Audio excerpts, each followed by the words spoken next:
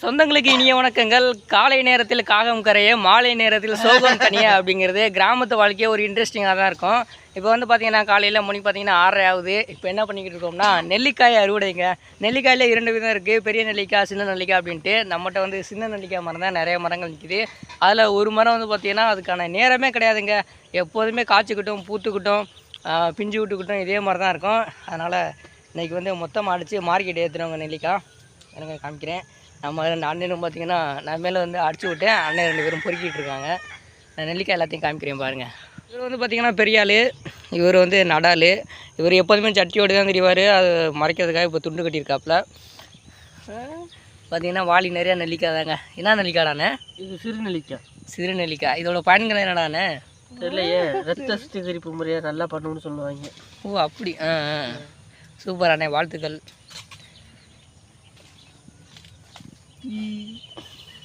அந்த படதால நெல்லிக்காய் தான் இருக்கா? ஏங்க எடுத்துட்டீங்களா? சரி அவ்வளோதானா? இப்போ ஏன்னா கம்மியாக இருக்குது. ஏன்னா அங்கிட்டலாம் காயே இல்லைல்ல அந்த குச்சிலெல்லாம். அதுதான் மேலையெல்லாம் இப்போ பிஞ்சு இருக்குங்க நிறையா. அடுத்த சிங்கிள் 100 வாடி அடிக்கலாம். அப்படி தானே? சரி சரி மக்களே, பார்த்தீங்கன்னா இதாங்க சிறுநெல்லி அப்படின்னு சொல்லுவாங்க. ரொம்பவே சுவையாக தான் இருக்கும்.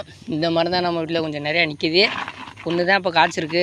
பார்த்திங்கன்னா இந்த ஒரு வாளி தான் எப்போதும் நிறையா இருக்கும்.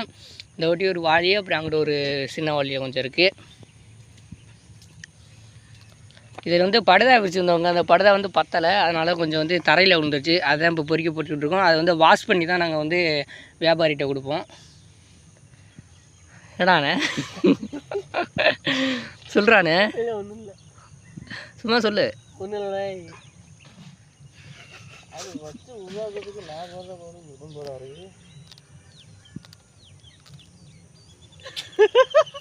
போடு போடு, இங்கே இதில் போடு வாளியில்.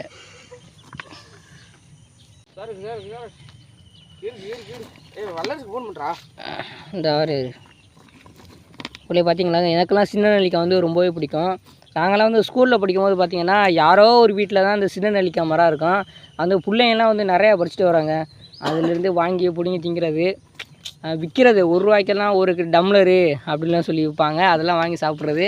நாங்கள் கடையை வாங்கி காசெல்லாம் தர்றதில்ல, அப்படியே தின்ட்டு திரிகிறது. உண்மையிலே ஸ்கூல் லைஃப்லாம் ஒரு மறக்க முடியாத லைஃப் தாங்க.